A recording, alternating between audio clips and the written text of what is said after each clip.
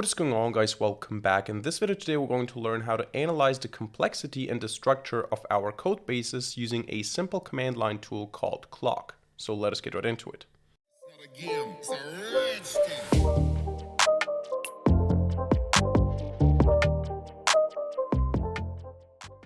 Alright, so we're going to learn about cloc today, which is a simple command line tool that we can use to count the lines of code in our projects. This is what the name actually stands for, CLOC, count lines of code. You can see that on the GitHub page down here, count lines of code. This is the acronym.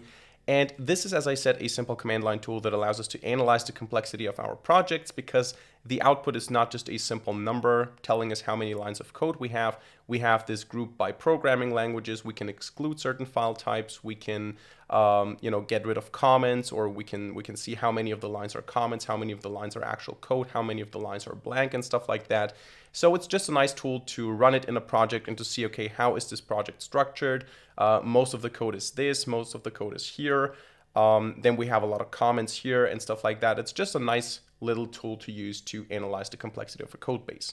So to install it, you can use that on every operating system. You can install it either by downloading it directly or through a package manager. On Linux, obviously, the usual package managers. On Windows, you can use Choco and Scoop.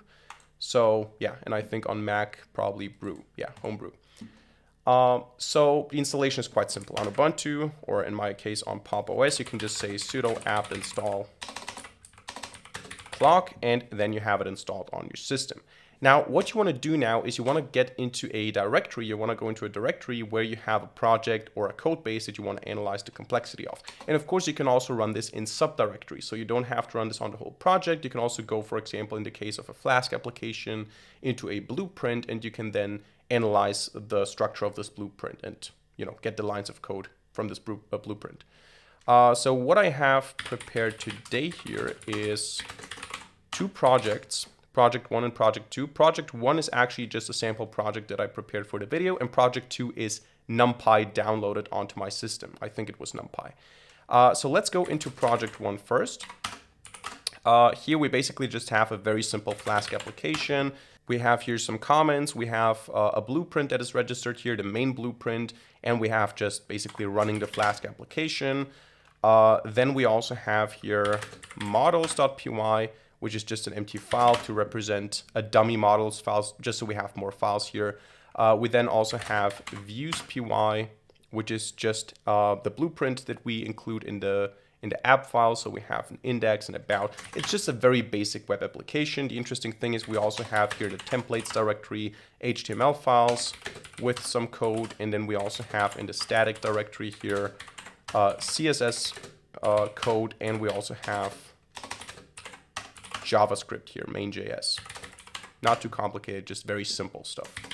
So what I can do is I can go to the root path of this project, so just into project 1, and then I can run cloc here. So let me just zoom in a little bit, and maybe this is too much. Let's go like this. Let's clear the screen, and now I can just run cloc, CLOC, and then point for the current directory.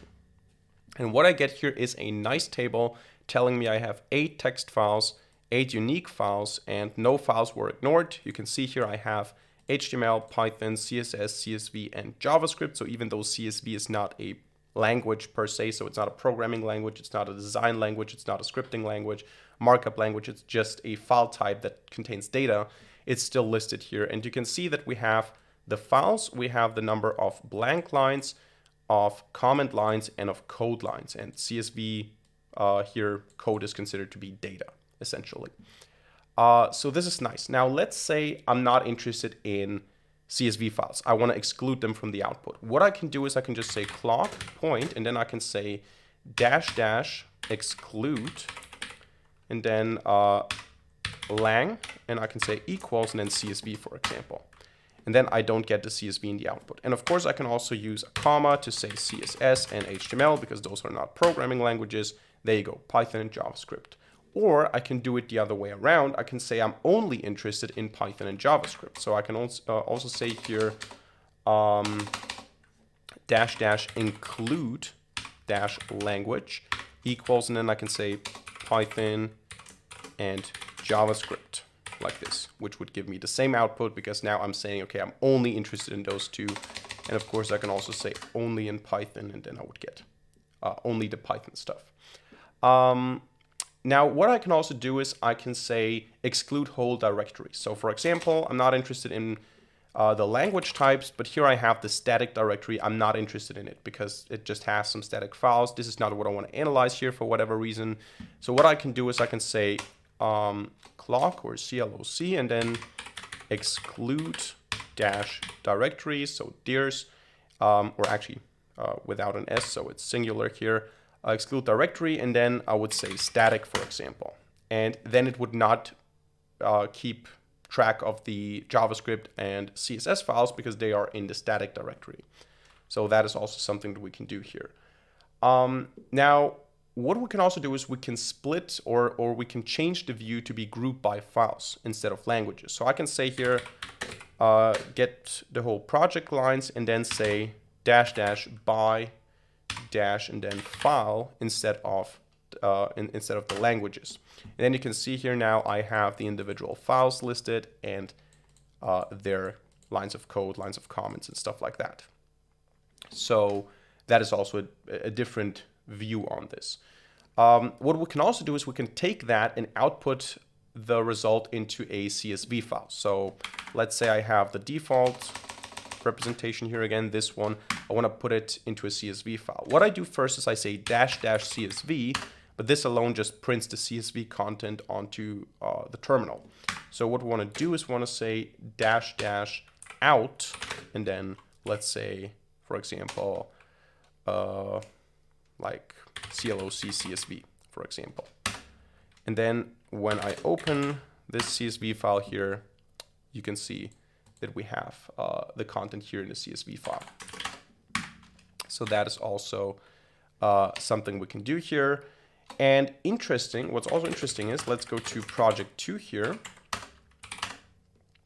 This is NumPy, so we can go into NumPy main and we can call this here. You can see this is a way more complicated output. We have a lot more languages and a lot more complexity here, which is way more interesting to look at. But we can also compare this. In this case, it doesn't make a lot of sense, but we can also compare two different outputs in terms of their differences. So I can go out here and I can say cloc, and then I can say project 1. Actually, I'm still in project 2. So cloc project 1, and then project 2, and then I can say dash dash diff, and then I get basically the difference here. And in this case, everything is different because no file occurs in both code bases. You can see they have no files in common, which is why it doesn't make sense to compare them. You can see what has been modified, nothing, because of course they don't have any common files. But in this case, it just files removed because they are not part of NumPy, and files added because they're part of NumPy but not of my project. But if you have two similar projects here, you would be able to see, okay, this is the same in both projects, this is modified, this was added, this was removed, and you can see that by programming language. In this case, again, doesn't make a lot of sense because they have nothing in common. But if I have maybe an older version of NumPy, I could compare them and I would see, okay, all of the JavaScript is the same, all of the C++ is the same, very unlikely, but could be the case. But in Python, we have a lot of differences, for example. So this would be something that you could see with this command. And what I want to show you here, last but not least, is also you can apply this directly on zip files, on archives in general, not only zip files, on archives in general. I can go here to project 2. Here I have NumPy main downloaded directly from GitHub. So I just downloaded the code and it gives me a zip file. I can also run this on the zip file here. So this also works like that. You don't have to extract it manually.